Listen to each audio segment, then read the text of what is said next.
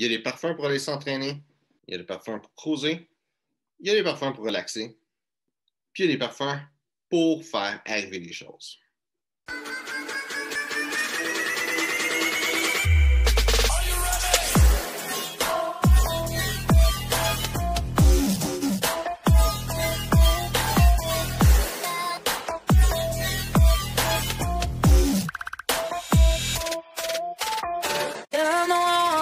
Could you be the one? Shh.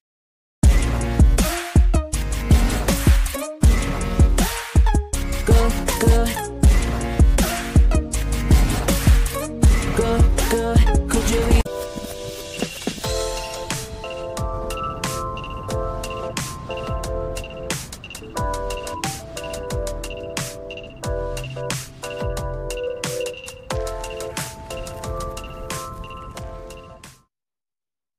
Dans le petit livre que je suis en train de lire, ça dit un conseil vraiment spécial et inusité sur comment ne pas se faire voler ses idées comme entrepreneur. Puis c'est, dans le fond, de prendre des documents originaux que tu as eus pour créer cette idée-là, puis t'es mêlé à toi-même. Parce que quand tu vas t'es mêlé à toi-même, ben, tu vas avoir, dans le fond, une étampe qui dit quand est-ce que ça a été mêlé dessus. Puis ce document-là qui va être enveloppé, si tu te fais voler ton idée, tu peux arriver en cours, puis ils vont l'ouvrir, puis voir c'est quoi les documents qu'il y a dedans. Puis je trouve ça comique un petit peu comme idée, quoique ça peut être une bonne idée à faire. Mais qu'est-ce que je veux dire aussi, là, c'est à propos de te faire voler ton idée. Les chances sont vraiment petites que quelqu'un te vole ton idée, voire minuscules, voire inexistantes. Parce que dans le fond, te voler ton idée, c'est pas juste de te voler ton idée, c'est d'être obligé de faire la job pour que ça marche avec. Puis même si quelqu'un va te voler ton idée, les chances sont que la personne ne va pas aller bien loin avec ça. Puis où est-ce que le monde va avoir peur de se faire voler leurs idées, c'est qu'ils ne veulent pas parler de qu'est-ce qu'ils font. Puis de parler de qu'est-ce que tu fais au monde, ça c'est l'opposé complet. Tu ne devrais pas avoir peur de te faire voler tes idées. Tu devrais être content de savoir qu'il y a du monde qui vont aimer ton idée, qui vont vouloir que tu réussisses. Il y a peut-être du monde qui vont vouloir t'aider. Il y a peut-être du monde qui vont vouloir devenir tes clients. Mais partager qu'est-ce que tu fais, c'est presque impossible que quelqu'un vole ton idée, mais c'est probable, plus que probable que quelqu'un veuille être ton client, que tu te fasses de l'argent à faire ça. T'sais. Welcome to a new fragrance review. Today we're going to talk about Oxford Blue by English Laundry. So, it's still part of the little box that I got, and I mean it's a sample, so it's just this that I can show you. I think it's nice that the sample come with a little cap, and it's really rare in independent perfumery. I often see caps on the samples, but with designer fragrance, it's really rare we see that.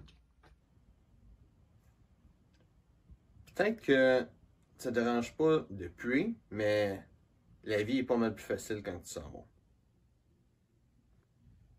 C'est peut-être un petit peu bizarre comme vidéo sur TikTok, mais c'est vrai.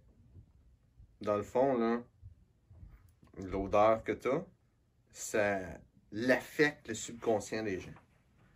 Puis, tu sais, d'y aller avec de quoi de simple comme sentir bon, sentir pas bon, c'est clair que si tu te sens bon, si tu te sens pas bon, ça va faire un effet, mais tu sais, peu importe ce que tu sens, ça va avoir un effet. Si tu mets une odeur de lavande, ça va avoir l'air plus relaxant, plus posé. Si tu mets une odeur de poivre, ça va l'air, tu vas avoir l'air un peu plus agressif.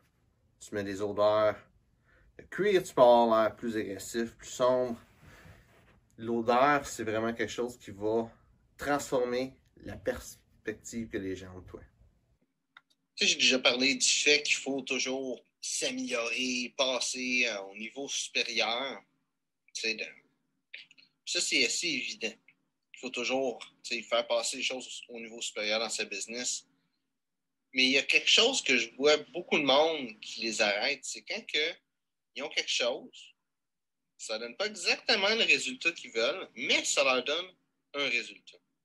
Puis ce monde-là, règle générale, quand ils sont dans cette situation-là, ils ne veulent pas perdre qu'est-ce qu'ils ont. Puis, des fois, ça prend ça. Des fois, qu'est-ce que tu as? Il faut que tu le scrapes au complet, puis que tu repars à neuf. Parce que des fois, qu'est-ce que tu as? Ça ne marche pas. Puis, faire passer les choses au niveau supérieur, c'est ça. C'est complètement de tout changer un domaine de ta business. Ça peut être ta business au complet. Tu sais, si on regarde ça, là, un bon exemple que j'ai, c'est American Express.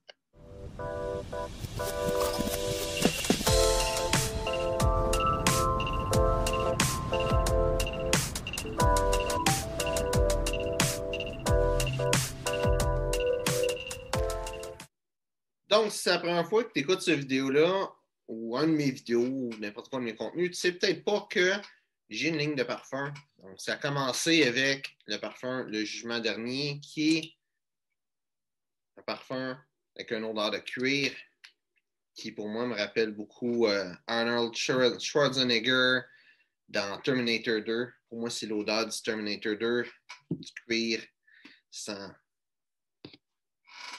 peu artificiel, pas un cuir naturel, mais plus comme synthétique, un peu pas qu'est-ce qu'il porte dans le fond. Là.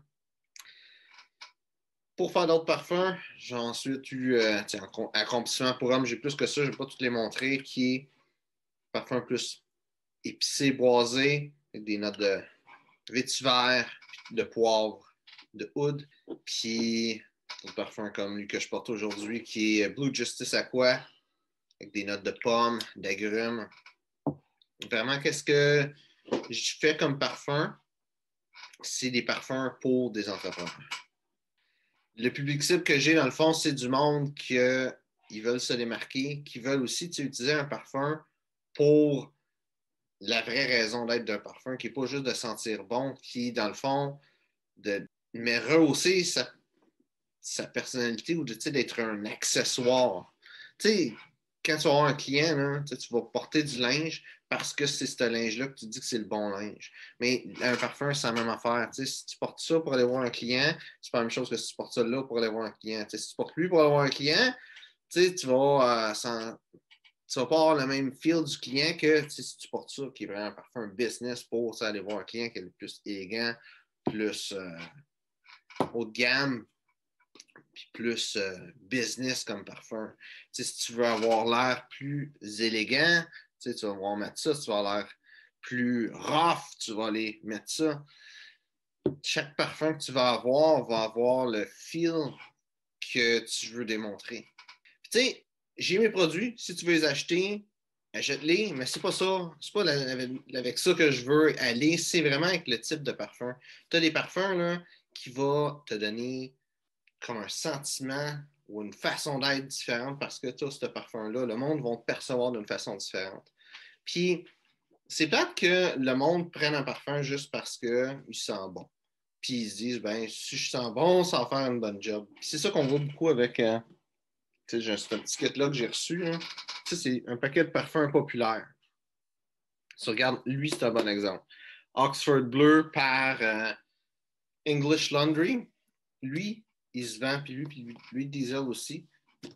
Ces deux-là se vendent comme un parfum business. Surtout Oxford Bleu, leur branding, c'est vraiment business d'être un parfum pour aller voir des clients ou pour un homme d'affaires, même si quelqu'un va avoir des clients, mais tu sais, quelqu'un qui va avoir l'air sérieux. Puis pour moi, c'est pas pantoute ce genre de parfum-là. T'sais, ils veulent aller chercher ce marché-là, mais il n'y a pas le bon parfum pantoute. C'est un parfum plus un petit peu le mâle ou l'ultra-mâle par Jean-Paul Gaultier qui a un parfum pour aller clubber, pour aller danser, pour aller pogner des femmes.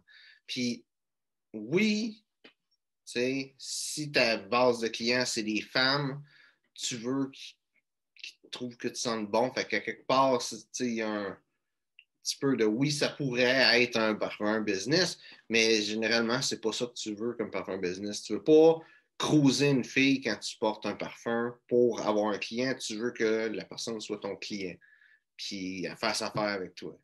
Puis c'est important d'avoir un parfum qui donne ça, qui donne, dans le fond, l'air que tu es quelqu'un de sérieux, qui va faire arriver les choses, qui va faire en sorte que la personne va avoir les résultats que tu veux.